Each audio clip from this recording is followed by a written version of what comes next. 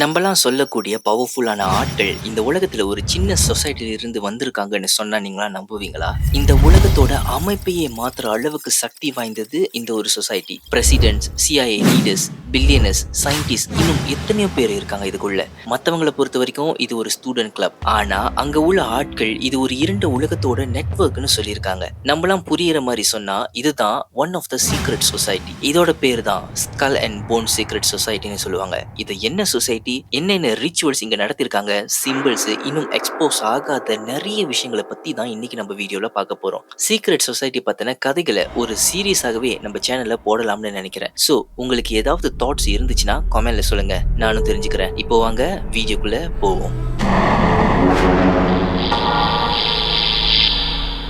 முதலாவதா சீக்ரெட் சொசைட்டினா என்ன அப்படிங்கிறது நமக்கு தெரிய வேண்டியது ரொம்ப அவசியம். ஒரு குரூப் ஆஃப் பீப்புள் சீக்ரெட்டா ஒரு ஆர்கனைசேஷனை ஃபார்ம் பண்ணி சீக்ரெட்டா மீட் பண்ணுவாங்க. அவங்களுக்குன்னு ஒரு ரூல்ஸ் அண்ட் ரெகுலேஷன் இருக்கும். அந்த ஒரு குரூப்ல ஷேர் பண்ணிக்கிற இன்ஃபர்மேஷன் பார்த்தீங்கன்னா வெளி உலகத்துக்கு தெரியாது. இதுதான் பார்த்தீங்கன்னா ஒரு பேசிக்கான explanation about secret society. And இதுல முளைச்ச ஒரு சொசைட்டி தான் நம்ம இன்னைக்கு பேச போறது ஸ்கல் அண்ட் போன் சொல்லப்படுற ஒரு சொசைட்டி.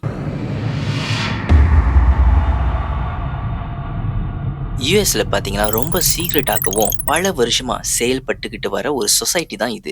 1832 காலத்துல வில்லியம்னு சொல்லக்கூடிய ஒரு நபர் கூடவே அல்போன்சோன்னு சொல்லக்கூடிய நபர்களால உருவாக்கப்பட்டது தான் இந்த ஒரு சொசைட்டி. இவங்க ரெண்டு பேரும் யாழின்னு சொல்லப்படக்கூடிய ஒரு யூனிவர்சிட்டியில படிச்சுக்கிட்டு இருந்தாங்க. பட் படிக்கிற முன்னுக்கு பாத்தீங்கன்னா இவங்க டிராவல் பண்ணிக்கிறது ரொம்ப பிடிக்கும். அப்படிதான் ஜெர்மனில டிராவல் பண்ணி போறப்ப அங்க உள்ள ஸ்டூடெண்ட்ஸ் எல்லாம் பாத்தீங்கன்னா நல்லா படிச்சவங்க பாத்தீங்கன்னா ஒரு சொசைட்டி குரூப்ல இருக்கிற மாதிரியான விஷயங்களை இவங்க பார்த்திருக்காங்க. பட் இதெல்லாம் நம்ம நினைக்கிற மாதிரி சாத்தானிக் ரிச்சுவல் செய்யக்கூடிய சொசைட்டி இல்ல. ஃபியூச்சர் லீடர்ஸ், ஃபியூச்சர் பில்லியனர், இப்படி ஃபியூச்சர் லீடர்ஸை உருவமைக்கிற தளமா இருந்திருக்கு இந்த ஒரு சொசைட்டி. இதை இன்ஸ்பயர் பண்ணி தான் இவங்க ரெண்டு பேருமே அவங்களோட யூனிவர்சிட்டியில இந்த சொசைட்டியை கொண்டு வந்தாங்க. இப்போ வரைக்கும் நான் சொல்லக்கூடிய விஷயங்களை நீங்க பாத்தீங்கன்னா இதுல டாக்கான தியோரிஸ் இல்லாத மாதிரி தான் தெரியும். ஆனா இந்த ஸ்கல் அண்ட் போன் சொசைட்டில நடக்கிற விஷயங்களை பாக்குறப்போ நமக்கே ஒரு டவுட் வரும். இந்த சீக்ரெட் சொசைட்டி இப்ப கான்ஸ்பிரசி தியோரியா ஓடிக்கிட்டு வர ஒரு டாக்கான ரிச்சுவலா இருக்குமா அப்படிங்கிறது.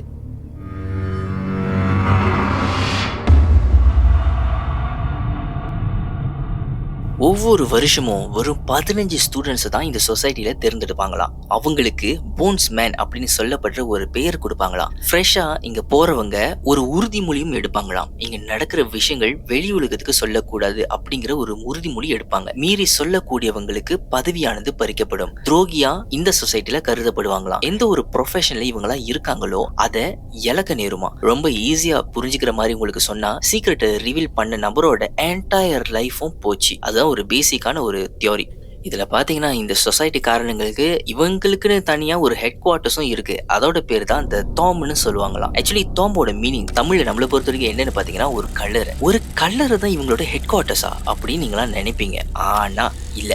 ஏன்ஷியன் காலத்துல உருவமைக்கப்பட்ட ஒரு சின்ன கோவில் தான் இது. 1856 வருஷத்துல கட்டி இருக்காங்க. கிரானைட் கல்லுகளால உருவமைக்கப்பட்டிருக்கு இந்த ஒரு ஹெட் குவார்ட்டர்ஸ். இதுக்குள்ள பாத்தீங்கன்னா அண்டர் கிரவுண்ட் ரூம்ஸ் இருக்கு, ரிச்சுவல்ஸ் எல்லாம் செய்யக்கூடிய ஹால்ஸ் இருக்கு, படிக்கிறதுக்காக ஒரு லைப்ரரியும் இருக்கு, மீட்டிங் சேம்பர்ஸ், அப்புறம் இன்னும் நிறைய லாக்கர்ஸும் இருக்கு. நம்மளால நினைக்கிற மாதிரி இது சாதாரணமான ஒரு கோவில் இல்ல. நார்மலான கோவில்கள்ல பாத்தீங்கன்னா சுவர்களை வச்சு ஃபுல் அண்ட் ஃபுல் அந்த இடத்த அடைச்சிருக்காது. இயற்கையோட கலந்ததுதான் அந்த கோவில் அப்படிங்கிற ஒரு உணர்வு தான் அங்க போனா வரும். வெளி உலகத்துக்கு கோவில்கள் ஏதாவது பிரார்த்தனை நடந்துச்சுன்னா எல்லாருக்குமே தெரியும். ஆனா இந்த ஹெட் குவார்ட்டர்ஸ்ல கட்டின கோவில் பாத்தீங்கன்னா வெளி உலகத்துக்கு எதுவுமே தெரியக்கூடாதுன்னு ரொம்ப ஸ்பெசிபிக்கா கன்ஸ்ட்ரக்ட் பண்ணிருப்பாங்க. இந்த சொசைட்டில உள்ளவங்களுக்கு மட்டும்தான் இந்த கோவில்களுக்கு உள்ள போக அனுமதி இருக்கு. ஈவன் யாழி யூனிவர்சிட்டியில இருக்கக்கூடிய ப்ரொஃபசர்ஸ், போலீஸ் யாருக்குமே இங்க போறதுக்கு அத்தாரிட்டி இல்ல. அடைக்கப்பட்ட இந்த ஹெட் குவார்ட்டர்ஸ்ல பாத்தீங்கன்னா ஜன்னல்கள் இல்ல. எங்க போகணும், எந்த இடத்துல என்னென்ன நடக்கும்னு பாக்குறதுக்கு ஒரு லே அவுட்டும் இல்ல. உள்ள போறவங்க கேமரா எடுத்துட்டு போக கூடாதான். சாதாரணமா சொல்லப்படக்கூடிய ஒரு கிளப்போட ஹெட் குவார்ட்டர்ஸ்ல எதுக்கு இவ்வளவு பில்டப்பா இருக்கு அப்படின்னு நமக்கே இப்ப யோசனை வரும். ஈவன் ரிசர்ச்சர்ஸ், ஜேர்னலிஸ்ட், ஹிஸ்டோரியன்ஸ் இவங்க எல்லாருமே ஸ்கல் அண்ட் போன்ஸோட செயல்பாடுகளை படிச்சதுல ஒரு விஷயத்த ஆணித்தரமா சொல்லியிருக்காங்க. இது நம்மள நினைக்கிற மாதிரி சாதாரணமான ஒரு கிளப் இல்லையா. லைஃப் லாங்கா பவரை தேடுற ஒரு நெட்வொர்க்கா மாறின ஒரு சொசைட்டி தான் இதான்.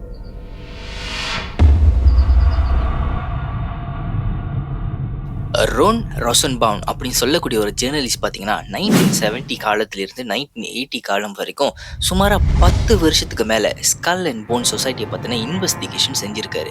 இவர் பார்த்தீங்கன்னா இந்த சொசைட்டியில் என்டர் ஆகல. பட் இருந்தாலும் ஹிஸ்டரிக்கலாக உருவாகின ரெக்கார்ட்ஸு, இன்டர்வியூ, அப்புறம் இன்னும் நிறைய விஷயங்களை ரிசர்ச் பண்ணி சீக்ரெட் ஆஃப் த டாம்னு சொல்லக்கூடிய ஒரு புக்கை எழுதியிருக்காரு.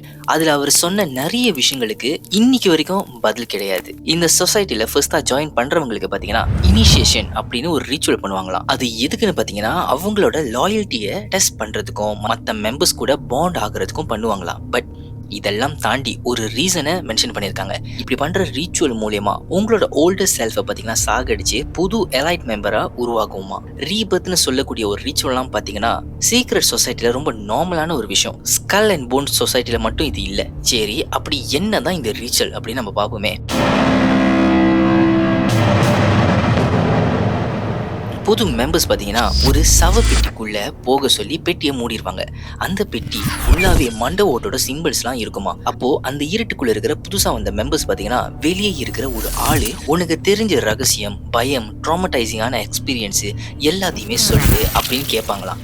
ஒன்ஸ் அது எல்லாத்தையுமே சமாதிக்குள்ள இருக்கிற ஆளு சொன்ன உடனே அவங்களோட ஓல்டர் செல்ஃப் பார்த்தீங்கன்னா செத்துருவோம் அப்படிங்கிற ஒரு நம்பிக்கையா. அதுக்கப்புறம் அந்த சவப்பெட்டியை திறந்த உடனே புது மனுஷனா வருவாங்களாம். அப்படி வரவங்களுக்கு போன்ஸ்மேன் ஒரு பேரை சொல்லி கூப்பிடுவாங்களாம். ஈவன் நான் சொன்ன பார்த்தீங்களா இதுக்கு முன்னாடி ஒரு ஹெட் குவார்ட்டர்ஸ் இருக்குன்னு, அதுல கூட இந்த சடங்கு நடக்கிற இடத்துல ஃபுல்லா எப்படி அந்த மண்டை ஓடுகள் இருக்குமோ அதே மாதிரி தான் அங்கேயும் அலங்கரிச்சிருப்பாங்களாம். பாக்குறதுக்கு செம கிரீப்பியாவே இருக்குமா. அண்ட் ஒன்ஸ் அகெயின் நான் சொல்றேன், இதெல்லாம் ஜஸ்ட் தியோரிட்டிக்கலா தான் அந்த புக்ல எழுதியிருக்காங்க. இந்த சடங்குலாம் நடந்து முடிச்ச பிறகு புதுசா வரக்கூடிய மெம்பர்ஸ் உறுதிமொழியும் எடுப்பாங்களாம். அதுல எந்த ஒரு ரகசியத்தையுமே லீக் பண்ணக்கூடாதுன்னு ஒரு உறுதிமொழி எடுப்பாங்களாம். சைக்காலஜிக்கலா பார்த்தா இது ஒரு நார்மலா ஒரு மனுஷனோட மோட்டிவேஷனை எழுப்புற ஒரு ரிச்சுவல் மாதிரி தான் நமக்கு தெரியும். பட் வெளி உலகம் சொல்லப்படுற கான்ஸ்பிரசி தியோரிஸ்லாம் மனுஷங்களோட மண்டையை குறைஞ்சி பல வகையான தியோரிஸை கொண்டு வந்துச்சு. எல்லாருமே ஜெனரலா கேட்கிற கேள்வி என்னன்னு பாத்தீங்கன்னா, ஒருவேளை இது சாதாரணமான ரிச்சுவலா இருந்தா, சாதாரணமான சொசைட்டியா இருந்தா எதுக்காக இவ்வளவு சீக்ரெட்டை இன்னும் வரைக்கும் மெயின்டைன் பண்றாங்கன்னு இவங்களுக்கு ஒரு கேள்வி. இப்படி ஒரு நெட்வொர்க் பாத்தீங்கன்னா எவ்வளவு பவர்ஃபுல்லான மனுஷனுங்களை உருவாக்கி இருக்குன்னு பாத்தீங்கன்னா யூஎஸோட president, US secretary, CIA directors, supreme கோர்ட்டோட ஜட்ஜி, அப்புறம் இன்னும் நிறைய பில்லியனர், சிஇஓ, இப்படி எக்கச்சக்கமான பேர் இந்த சொசைட்டிக்குள்ள இருக்கிறதா டாக்குமெண்டட் ஆயிருக்கு. இந்த சொசைட்டி பாத்தீங்கன்னா not just friendship, it's a life long network அப்படின்னு சொல்லியிருக்காங்க. போன்ஸ்மேனா இருக்கக்கூடியவங்க அவங்களோட மெம்பர்ஸ்க்கு வேலை வாங்கி கொடுக்கறதுல ஹெல்ப் பண்றது, பவர்ல இருக்கிறது, காசு விஷயத்துல ஹெல்ப் பண்றது, இப்படி எல்லா விஷயத்துக்கும் ஹெல்ப் பண்ணுவாங்களாம். இப்படிப்பட்ட சொசைட்டி உலகத்தை கண்ட்ரோல் பண்ணுதுன்னு சொல்றது எனக்கு என்ன தோணுதுன்னா, it's just a network power, not a magic அப்படின்னு தான் எனக்கு தோணுது. இப்போ வாங்கல இந்த சொசைட்டி பின்னாடி இருக்கக்கூடிய ஒரு டார்க்கான கான்ஸ்பிரசி தியோரி பத்தி நான் உங்களுக்கு எக்ஸ்பிளைன் பண்றேன். இந்த ஒரு சொசைட்டி பற்றி ரிசர்ச் பண்ண இன்வெஸ்டிகேட்டர்ஸ், ரிசர்ச்சர்ஸ்லாம் என்ன சொல்கிறாங்கன்னு பார்த்தீங்கன்னா, இந்த சொசைட்டி தான் உலகத்தில் நடக்கிற வார்ஸ், பொலிட்டிக் டிசிஷன், அப்புறம் ஏஐ டெக்னாலஜி டெவலப்மெண்ட் எல்லாத்துக்கும் ஒரு ஆணிவேராக இருக்குதான். இந்த ஒரு இன்ஃப்ளூயன்ஸ்னால இன்டைரக்டாக எத்தனையோ இறப்புகள் நடந்திருக்குதான். இப்படி ஒவ்வொரு டிசிஷனுக்கும் பின்னாடி ஒரு சொசைட்டி இருக்குதுன்னு சொல்றது கேட்குறப்போ பயமாக தான் இருக்கு. ஈவன் இந்த சொசைட்டி பின்னாடி ஒரு வதந்தியும் இருக்கு. கெரோனிமோன்னு சொல்லக்கூடிய ஒரு அமெரிக்கன் வாரியர், இவர் பார்த்தீங்கன்னா நிறைய மிலிட்ரி ஆபரேஷன்ல வந்து சக்சஸாக முடிச்சு நிறைய பேரும் புகழும் அமெரிக்காக்கு வாங்கி கொடுத்தவர். இப்படிப்பட்ட மனுஷனோட மண்டவோடு பாத்தீங்கன்னா திருடப்பட்டிருக்கு. நிறைய கான்ஸ்பிரசி தியோரி படி இவரோட மண்டவோடு டாம்னு நாம சொன்ன பாத்தீங்களா ஸ்கல் அண்ட் போனோட சொசைட்டியோட ஹெட் குவார்ட்டர்ஸ்னு அதுல தான் இருக்குதுன்னு நிறைய பேர் சொல்லியிருக்காங்க. இது உண்மையானு தெரியல. பட் கெரோனிமோ புதைக்கப்பட்ட இடம் பாத்தீங்கன்னா யாரோ வந்து போன கால் தடம் இருந்திருக்கு. இந்த சொசைட்டி உள்ள மர்மமான முறையில இறந்து போன ஆட்களை பத்தி இது வரைக்கும் எந்த ஒரு கேஸும் வந்தது இல்ல. பட் இந்த சொசைட்டியை தாண்டி சில அன்எக்ஸ்பெக்டடான இறப்புகளுக்கு பின்னாடி இன்டைரக்டட் வேல இந்த சொசைட்டி சம்மந்தப்பட்டிருக்கோம் அப்படின்னு எல்லாருக்குமே ஒரு சந்தேகம் இருக்கு. ஃபார் எக்ஸாம்பிளுக்கு சில இன்சிடென்ட்ஸை நான் உங்களுக்கு சொல்றேன். பொலிட்டிக்ல ஜெயிக்க வேண்டிய நபர்கள் பாத்தீங்கன்னா திடீர்னு மர்மமான முறையில இறக்குறதும், ஏஐ டெக்னாலஜி பத்தி ரிசர்ச் பண்ணக்கூடிய நபரு திடீர்னு இறக்குறதும், ஈவன் ஒரு வாருக்கு போறவனுக்கு சோல்ஜர் திடீர்னு இறக்குறதும், இது எல்லாமே ஸ்கல் அண்ட் போன்ஸோட சொசைட்டி தான் காரணம்னு சொல்றாங்க. பட் எந்த ஒரு ஆதாரமும் இல்லாம இது சொல்லியிருக்காங்க. அதனாலதான் இது கான்ஸ்பிரசி தியோரியா நம்ம சொல்றோம். ஈவன் சில பேரனாமல் எக்ஸ்பர்ட் கூட இந்த சொசைட்டியோட ஹெட் குவார்ட்டர்ஸ் டாம்பை வந்து ஒரு நெகட்டிவ் வைப்ரேஷன் ஏரியான்னு சொல்லியிருக்காங்க. அந்த ஒரு இடம் பாத்தீங்கன்னா மனுஷங்களை தாண்டி ஏதோ ஒண்ணு உங்களை பாக்குற மாதிரியான ஃபீல் வர வைக்குமா. ஸ்ட்ரேஞ்சான சவுண்டு நைட் டைம்ல கேட்கறது, ஈவன் ஸ்டூடெண்ட்ஸ் அந்த ஹெட் குவார்ட்டர்ஸ் பக்கமா ஏதோ ஒரு ஷேடோ பார்த்ததா சொல்ற கதைகள் இந்த மாதிரி நிறையவே இருக்குதான். இதெல்லாம் சொன்னதை நம்ம கான்ஸ்பிரசி தியோரியா தான் எடுத்துக்கணும். ஏன்னா எந்த ஒரு சாலிட் எவிடன்ஸும் இவங்கெல்லாம் இங்க டார்க் ரீச்சுவல் பண்ற அறிகுறிகள் இல்லை. இவங்கெல்லாம் எதுக்காக இவ்வளவு விஷயங்களை சீக்கிரட்டா வச்சிருக்காங்கன்னு ஒரு தியோரியும் பின்னாடி ஒளிஞ்சிருக்கு. பிரைவேட்டா பில்ட் பண்ண இந்த நெட்வொர்க் பாத்தீங்கன்னா அவங்களோட சொசைட்டிக்குள்ள லாயல்ட்டி, மிஸ்ட்ரியான பவர்ஸ், ஃபியர்ஸ் இது எல்லாத்தையுமே பில்ட் பண்ணிக்கிட்டு இருக்காங்க. என்னைக்கு அவங்கெல்லாம் கம்ப்ளீட்டான சொசைட்டியா மாறுறாங்களோ அன்னைக்கு தான் நமக்கு தெரியும் என்னென்ன விஷயங்கள் இந்த சொசைட்டிக்கு பின்னாடி ஒளிஞ்சிருக்குதுன்னு. அது வரைக்கும் நம்ம காத்துக்கிட்டு தான் இருக்கணும்.